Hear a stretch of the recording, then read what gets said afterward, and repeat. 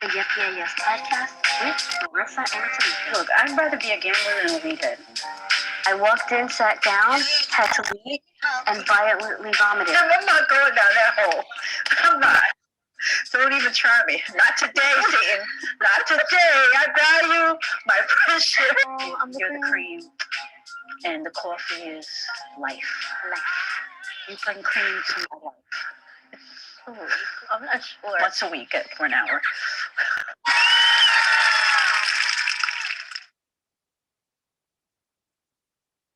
I love my cackle. Your cackle? Only in that clip, though. Yeah, only in that clip. Whenever I hear it outside of that clip, I'm like, oh, Lord. You're not feeling. How you doing, girl? Good. Sorry, my Wi-Fi might go out because I'm at the beach. How you doing? So, oh. Are you able to? My Wi-Fi. Yeah. Saying my Wi-Fi is unstable, so I'm at the beach, so it could be an issue. Oh, just like my perfect. Okay. My fault. Your pause because of me, but you're good. You're good. Now I can see you. You're fine. Anyway, all right. What's up? How's your cough? Still got it, but it's fine. How's it doing with this change of weather? It's nice today, so it's a little chilly, but nice. Nice. So this week I want to talk about Candace Owens and Cardi B. They got a little bit of a Twitter beef going on. They've had a little bit of back and forth anyway, but she's had back and forths with other people. And I'm talking about both of these ladies. But this one stemmed from the Grammys. Did you happen to catch the Grammy performance of Cardi B, Balkis Almanser, whatever, and Meghan Thee Stallion for the WAP music performance? I didn't watch it. Oh, well, that's where this back and forth stems for these two ladies. Candace has, I don't think anyone can argue when I say, I don't think it's salacious when I say that she has had back and forths with a few notable people in probably, I'll say maybe 4 years, 5 years. Is that safe to say? 4 years? Yep. I personally am not quite sure how I would describe Candace Owens, apart from being a political conservative pundit. And then Cardi B will describe her as a rap artist, performer, songstress. Okay. Music artist. I don't know. All right. So these two ladies got into it. Candace Owens did not appreciate Candace Owens did not appreciate the performance between Meghan and Cardi B. There was a discussion about what's the word I'm looking for? How conservative or not conservative it was. They were saying that it was simulated sex acts. I said, it was just a performance. You didn't get to see the performance, but there was a part where it looked like. Sorry about my. The sun is shifting, but so, I'm listening though. Okay, the sun is shining. So anyway, so the two went back and forth. Now I wanted to talk about as far as like I don't want to get into the debate of conservative and not more into the debate. One of the things that people were saying is that performance,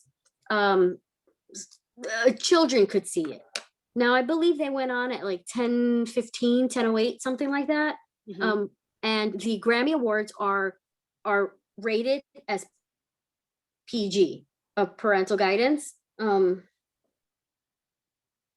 Whether you agree with their performance or not, what's your opinion on a 10 o'clock at night on a Sunday?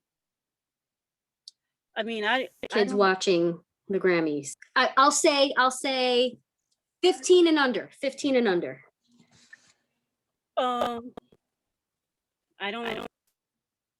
I mean, it's not like cable TV. It is what it is. I mean, it's not. To me, it's not a big deal. I mean, but if you don't want your kids to watch it, don't have them watch it. Like it's not made for kids. You said the Grammys are not made for kids, you know. My damn Wi-Fi right. Sorry, it's a little bit better. Okay. Yeah, and that time of night is it's a Sunday night, so it's not like it's a school night, you know. Are you able to hear me? No. I want to bring Madonna in from her and yeah. Oh, okay. I want to talk about, so there's always going to be a performance on some sort of award show that people talk about. I want to go as far back as Madonna to her Like a Virgin performance for the MTV Music Awards in 1980 something. Mm-hmm. I don't know. And people claim that she was simulated masturbation and gyrating. Let's take Madonna again. Madonna in the not in the 90s, the early 2000s. She was on, again, a music award show with Christina Aguilera and Britney Spears, and she kissed both of them. Right. So there's always going to be a performance that people, conservatives and not conservatives, have a disagreement on. But my question is, these two ladies, Cardi B and Candace Owens, continually seem to be fighting. But I want to propose this idea. Why the hell do they keep fighting? Like, okay, I'm gonna backtrack. So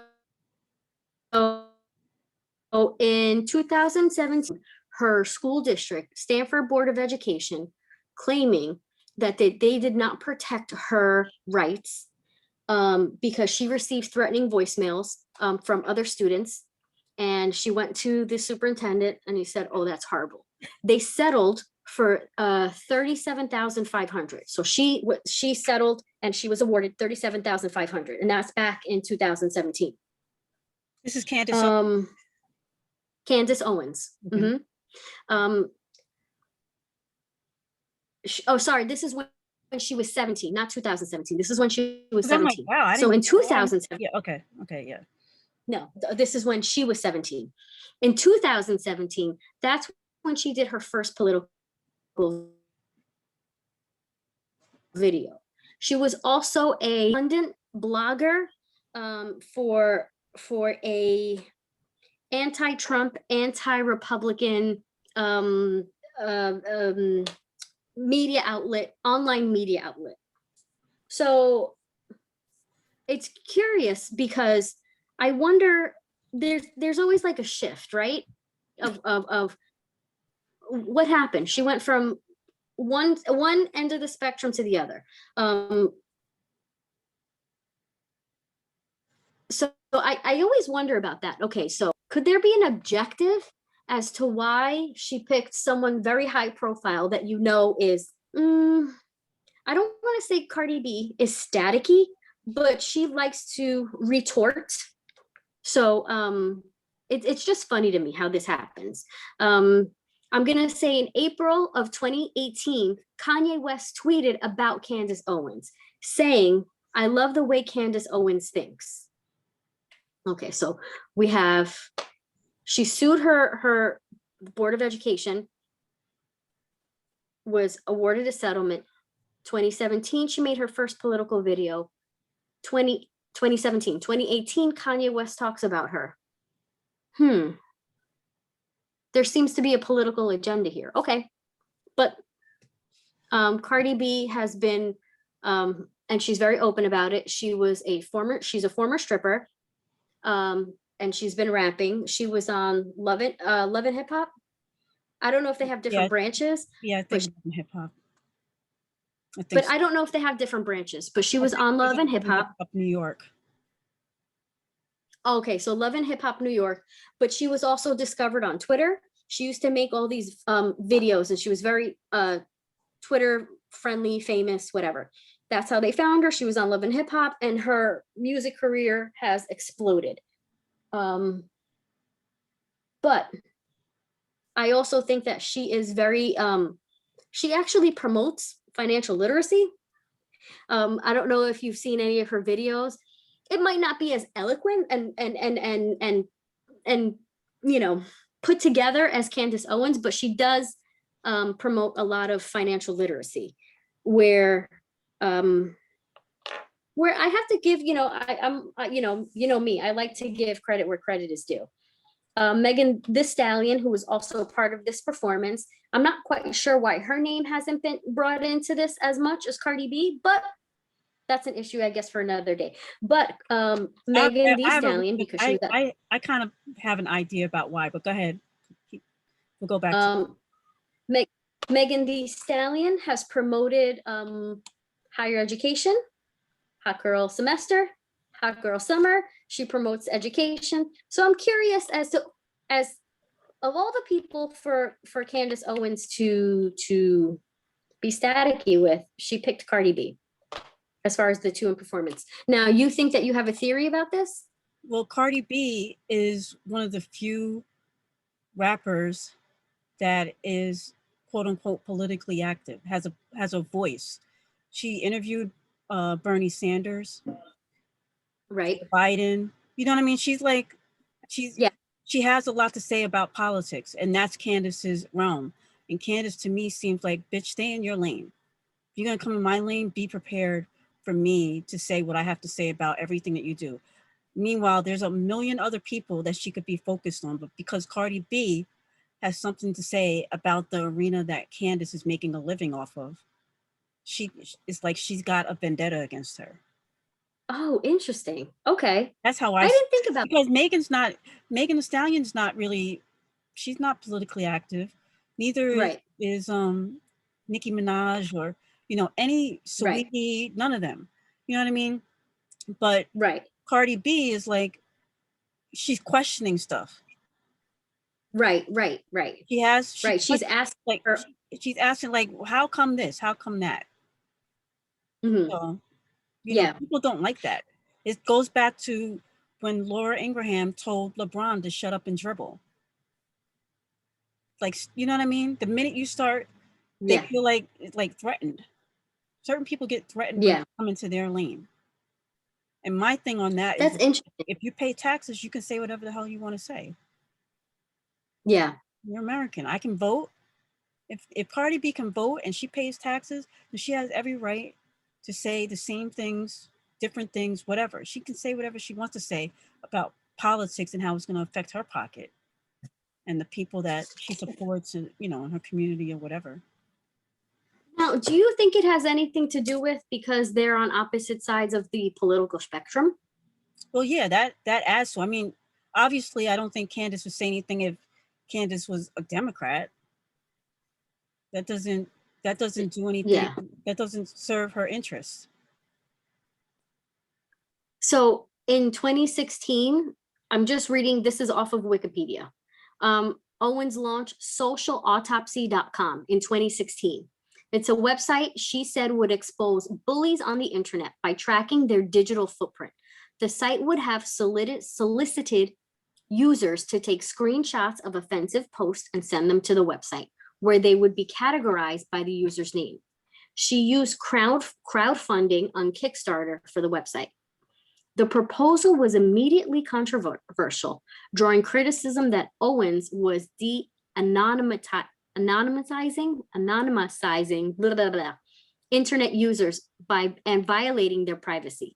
According to the Daily Dot, people from all sides of the anti-harassment debate were quick to criticize this debate, calling it a public shaming list that would encourage boxing and retaliatory harassment. Both conservatives and progressives involved in the Gamergate controversies commented on the website. In response, people began posting Owens' private details online with scant evidence. Owen blames the doxing on progressives involving at the Gamergate controversy. After this, she earned support of conservatives involved in the Gamergate controversy, including right-wing political commentators and Trump supporters, Milo Yiannopoulos and Mike Senovich. People who are Trump supporters know these two names very, very well. After this, Owens became a conservative, saying in 2017, "I became a conservative overnight. I realized that liberals were actually the racists. Liberals were actually the trolls. Social autopsy is why I'm conservative." Kickstarter suspended funding for Social Autopsy, and the website was never created. So my question is, all right, we have someone with a political agenda. We have someone who is, and I don't care what anyone says, I think there's a certain age bracket that people are very, very smart when it comes to social media and understanding, I'll say media relations, people relations, and know where to go to get what they want.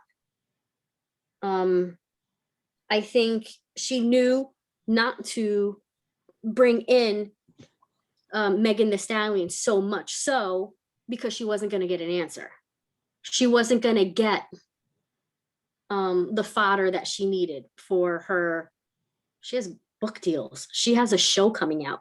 Just so many things that are now happening. And I think it's my personal opinion.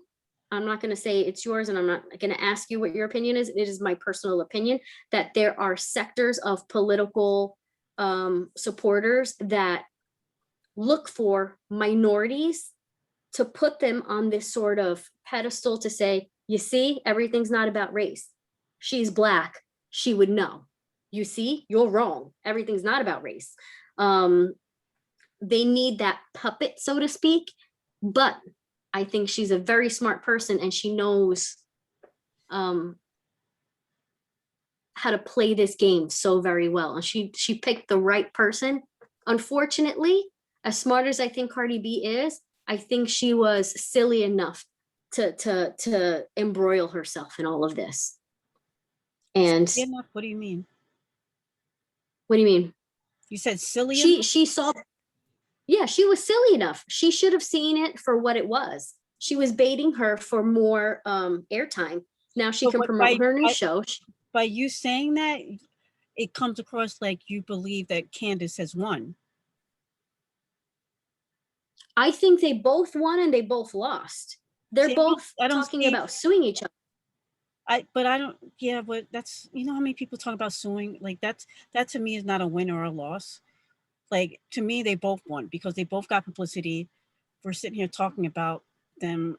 And I don't, it's not, and for Cardi B especially, like, none of this is a loss for her. Like, she's in the music industry. It's not, whatever she says isn't going to mess up her career.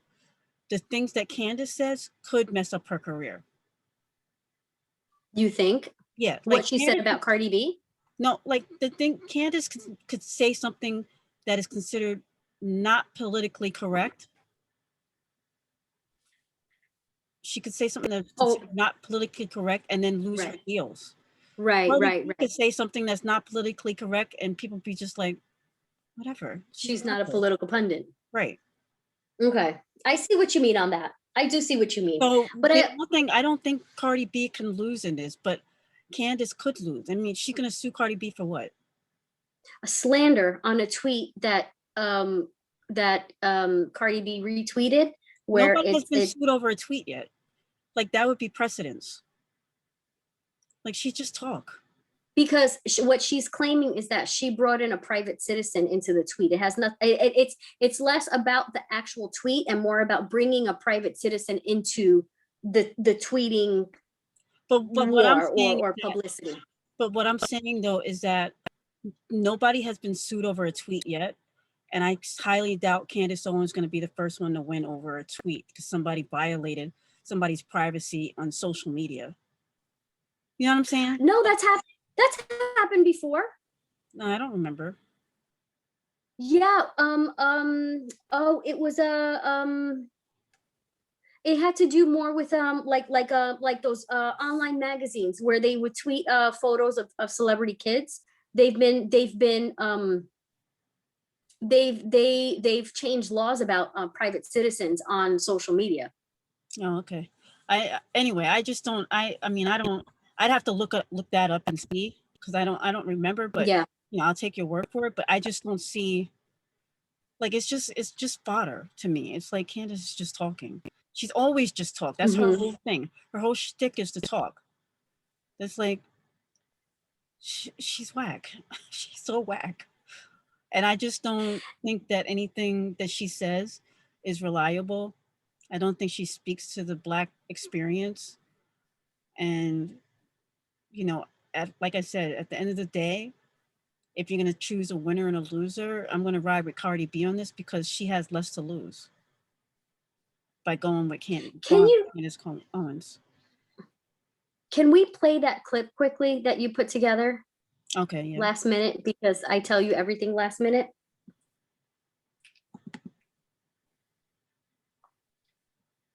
Words about it. They call this great. They say this is fabulous, that this is the stuff that children should be aspiring towards. So at the same time, Tucker, that we have kids that are not learning hard academics anymore in school, right? Forget about mathematics and science. You can trust the science and trust Dr. Fauci, but you have these kids learning about critical race theory. They're learning that they should aspire to people like Cardi B. You see that fundamentally we are seeing the destruction of American values, American principles, and it's terrifying. I think parents should be terrified that this is the direction that our society is heading towards. And again, we are weakening America. That's really what we should be talking about. This is a weakening of American society. We are setting the stage, and it feels like we are looking at corrosion, like we are about to see the end of an empire. America cannot survive. It cannot be sustained under these sorts of values and principles. So Fox News was sued because of things Tucker Carlson was saying. Part of the lawsuit, the result of this lawsuit was that Fox News claims that people can't take what is said on Tucker Carlson as truth, or they can't take those opinions, and he can't massage the viewers' opinions because they know it is a silly little show. I'm paraphrasing here. So I want to get back to what I started saying, talking about before, how Candace is talking about the viewership, how it's values of America. That's what I'm trying to get to, values of America. And it's so funny that I'm glad that you put that clip where the Grammys are PG. That means parental guidance, meaning it's your job. It is to my child to monitor what, like it is your job, like it is mine to monitor your own kids of what they're watching. I can't talk or read today. Wonderful. I wonder what Candace Owens talks about when it comes to education. Just for people that are just listening, you read a tweet from Cardi B. You just started reading. So just that tweet is what you were reading, was what Cardi B had tweeted in response to what Candace Owens had said on Tucker Carlson. Right. When she's talking about values of America, and people not having values anymore, not learning in schools. But didn't Candace Owens actually drop out of school? She dropped out of college. Hasn't Cardi B promoted not only financial literacy, but also about staying in school? And she's a big proponent of history, and she does like these little mini ghetto history lessons because she likes to talk about history. Meghan Thee Stallion promotes higher education. But I'm still trying to figure out what it is that Candace Owens, besides peddling her opinion, I want to understand what she promotes. And I know she promotes values, American values, but she talks about an education system that she herself dropped out of. So I'm just trying to figure out which values of America is she talking about, like a caregiver's job as to what their children are exposed to. Is it? Do you think she's? I don't think she has children. Do you think she does? She has a son. Oh, she does. How do you know how old? Oh, he's only months old. Oh, okay. Then my point was not really valid, but I guess what I was going to say was, how do you feel about non-parents speaking up and judging how or what parents should or should not expose their children to. Well, and this goes for anyone, whether you have No, children or you. not. No, If I'm it talking about is you. no, but no, this is what I'm saying. Whether you have children or not, it is not for you to dictate what's appropriate for the people that I'm caring for, my children, who I'm in charge of, because I'm the only one who understands their maturity level, what they have been exposed to already, or the message I'm trying to convey. Because you when you provide enrichment, it's in multiple ways. I don't believe in censorship of music, but there's going to be an appropriate time to when they're exposed to certain types of music or certain songs, I'll say, because they could be exposed to a genre, but maybe not that song exactly, right? um Whether you have kids or not, it is not for you to dictate what anyone else does. So having an opinion for yourself, by all means have it, but to judge another household or another family makeup, no, not at all. I don't, I obviously, it's human nature. We're going to do that. Those are things that are definitely going to happen. But to get on a public platform to say all of that, I don't know. Come on now, man. That seems a little bit too, I don't know, too much for me. Yeah, I don't know. I mean, everybody's got an opinion, but everybody's opinion is not welcomed by everybody. And No, so I don't. and it shouldn't be. But if you're on a network and they're asking for your opinion, then you have the right to give it too. And Well, that's the thing. She came up. Go ahead. That's the thing. She came on the network to peddle her opinion. I don't think that. But they let her on there. Whether they invited her or she asked to be on there, she was on there, regardless of how she got there. And regardless of what her intent was, she did it. You know what I mean? And so you, me, everyone has free will in this country to either listen to her or not. You know what I mean? And there's a lot of people that she got a ton of supporters. They just like, they ride with her. Right. You know what I mean? And so, right. There are people that feel that childless people should not have an opinion on people that do have children.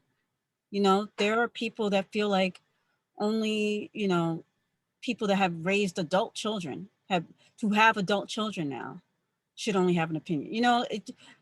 It doesn't get right or wrong, but it's what's best for your own personal circumstance. So when it comes back to, with parental guidance or whatever, it's, I mean, do they even put PG stickers on this stuff, like R-rated music? Do they still have that on CDs? Yeah, they still do. And on television shows, since I think it was 2007, there's ratings at the beginning of shows now.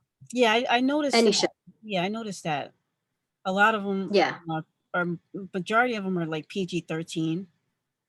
I think that most of them get that rating. And I wonder, like, it's a weird, like your 13-year-old might be different from someone else's 13-year-old. Yeah. But yeah. then it's and like, what is 13? Like, what kind of content is accepted in PG-13 as opposed to R? Like what? I think it has to do with, to be honest with you, I think part of it has to do with how many curse words are said. So I think you're allowed like one fuck or one shit. And then nudity and front nudity. And I can't remember what else. The thing about it too is like, so I'm binge watching the show called Snowfall, which comes on FX, which is on basic cable, which is not a premium channel. It's not HBO or Showtime or anything like that. Snowfall? What is that about? It's about the 80s crack epidemic, drug dealers and stuff like that. And they say fuck, shit, motherfucker. They say all that stuff. And it comes But on, is it after 10? I think it comes on at like 10. Yeah. But it's regular, TV. But it's not ABC, but it's the next group of TV. So it's like, okay. Yeah. I don't know. Yep. I think in 20 years, it's going to be on regular TV. They're going to just be like, at this point, because everything's like everybody streams everything. Yeah. And it's the stuff that I think that the stuff that kids are seeing on little video games and tablets and stuff, probably more damaging than, a damn Grammy Awards with Cardi B and Megan Thee Stallion. 1,000%. I was just about to say that to you. So my kids partake in those little games on the free games, and they watch commercials. One of the commercials was like it's like a real life simulator, and it's like, what would you do? So you kind of like create the story. Mm-hmm. And one of the videos was a woman, and I happened to just I took it and I was like, oh, that's inappropriate. And she goes, oh, I didn't realize, that it's a genuine mistake from innocent eyes, but they didn't realize where it was going. It was you and your best friend, you went out and you got drunk. What do you do? But it's like a little video. So you see like a little hand goes like, take her home. And it's like, wow, you're looking at each other. Do you do it or do you not? And then you see like the friend going like this, and then you see legs going like that. And it's simulated proposal of cunnilingus. And it's like, oh, hold on a second. These are like little games where it's like, like promoted to kids, like 3+. Nothing is safe. Absolutely nothing is safe. When I'm talking, I'm more talking with the handheld devices and those commercials. Even I play video games. These commercials that come up, you're like, that's pretty inappropriate. But I've seen, like, I've been at your house and I've seen like a Nickelodeon or Disney Channel, and it's like the stuff that they get away with that shapes the kids' lives, that shapes how they view people. Stereotypes. That to me is more damaging than simulated thigh sex that they don't even realize what's happening. Mm-hmm. To me, it's like more damaging for a child. And like, I don't have children, but I've walked in a room and I've seen, not just at your house, but like just you see something, you're like, what the, like that is the most stereotypical, quote unquote racist shit. But it's conditioning. Right. And that to me is worse than what Cardi B and Megan Thee Stallion were doing, because kids just see that as dancing. But that conditioning of like, this is how the Spanish people speak. This is how the Asian people, this is how they look and dress and speak, and this is how their grandmother acts. And you know what I mean? That to me is worse, because then they grow up and have this idea based on, the Proud Family or some shit, whatever. Right. What's that show with Full House? Like those kind of shows, Drake and all I don't know the names of all the shows, but those to me are more damaging than, simulated sex, and they don't even realize what's going on. Like, it's just over their head. Yeah, but that's also conditioning. I think it's all bad. I think it's all in the same bucket, because that's conditioning, and you're conditioning to view things a certain way. But the problem with that is that the same effort in making sure that the kids don't see the simulated sex is not given to those TV shows and cartoons. You know what I mean? Because it's so like over your head, you don't even realize it. It's like a cartoon. Who's gonna notice? So it's not like, oh, I gotta turn that off because I don't want them to see that. I don't want them to see a stereotype of someone. So I think parents and adults, guidance, what do you call it? What do you call parental guidance? Parental guidance? No, the person that's not rating. Huh? No, the person that takes care of a kid, but that's not the parent. Caregiver? Not a caregiver, because that's more like help. Guardian. That's parental guardian. So when they'd be more inclined to, if a song comes on the radio, you can quickly, like Biggie, like kicking the door, you're gonna turn that off real quick. You know what I'm saying? But if it's on a cartoon, it can be so over your head that you don't even realize it, and you're not going to turn it off. Mm-hmm. You know what I'm saying? So to me, that's just more damaging, because at least with some of the other stuff, you just kind of recognize it real quick. Like you spotted an inappropriate commercial on your kid's tablet and you took that away. But how often do you notice stuff that can be even more damaging in cartoons and kids shows? When I notice it, when I see it, I have conversations with them about it. Okay.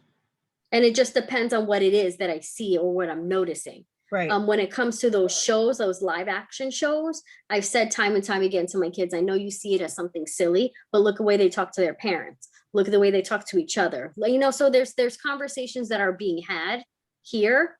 I just don't know what's happening outside, like other families. But here, there's conversations. What about like the depiction of people? You know what I mean? Again, I have conversations with them. I let them know that that is definitely a cartoonish representation. Right. It's, you know, but they feel like I get that and they understand it. But at the same time, it's like, it's a silly show. It's just on for background noise and they get that. So it's kind of like a catch-22. I want them to continually understand that, you know, that's a cartoonish depiction, that's inappropriate, blah, blah, blah. So there's always a conversation being had here. Right. I don't know how many if parents are doing that. You know, I wonder how many parents are as good as you and as active as you and making sure that conversations are being had. Because, like I said, it goes back to what you brought up with Candace and Cardi B. It's like Cardi B, she had a video where her song was on and she was dancing. Her daughter walked in the room and she turned it off immediately.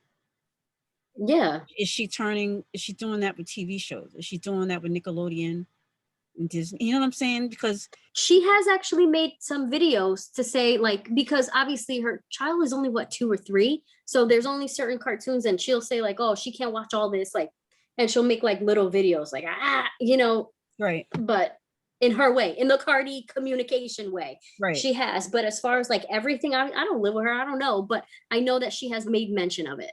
Yeah, I wonder how many parents are doing that, or they just like they just give the kid the tablet at the restaurant and they keep it moving. You know, you see kids all the time at the restaurant, they're on the tablet and parents are like drinking wine, which is fine.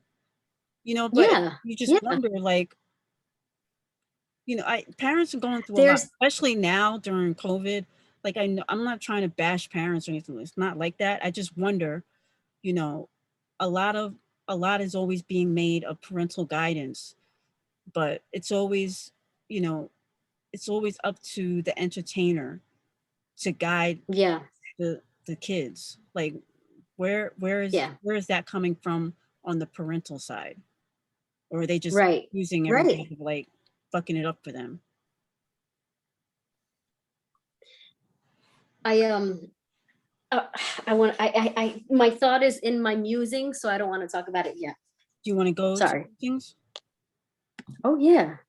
Let me pull up the what do you call it? Oh no, never mind. You have to do it because I just shut down the whole application. So you will have to take control of it. For once? Marissa's musings. I love it.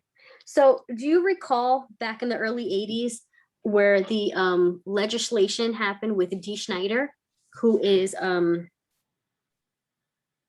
I allowed to say famous? Yeah, well known? Yeah. I think he's famous.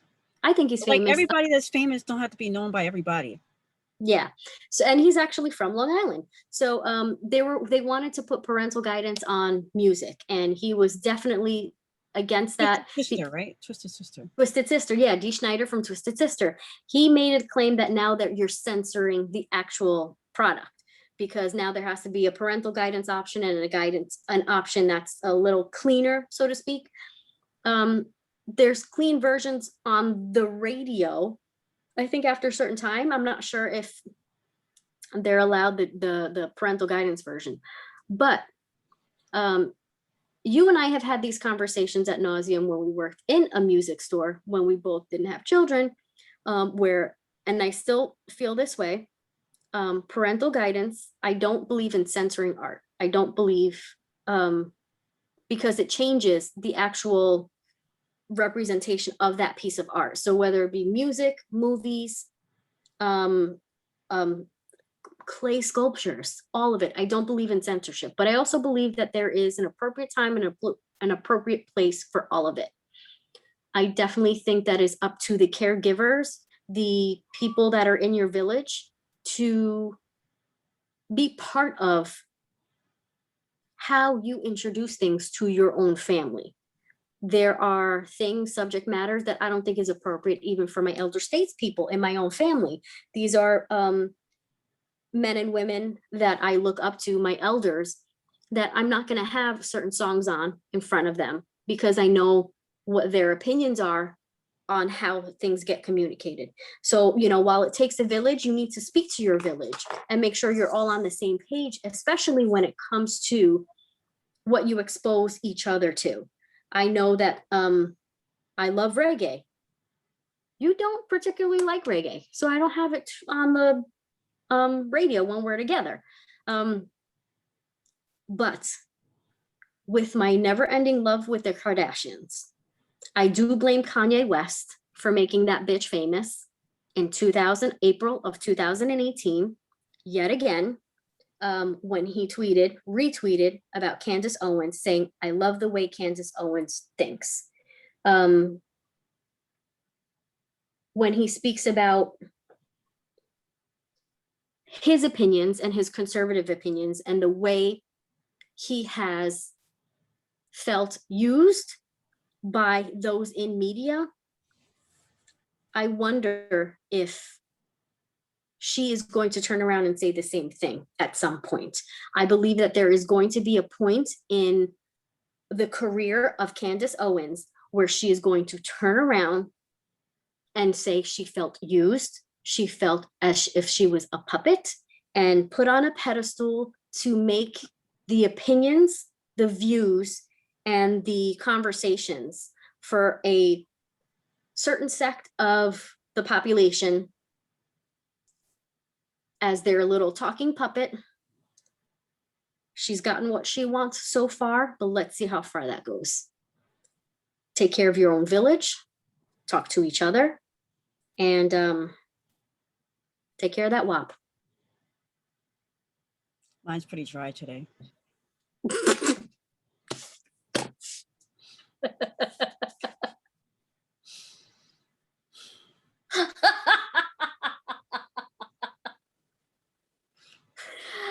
Oh my God, I was not expecting you to say that.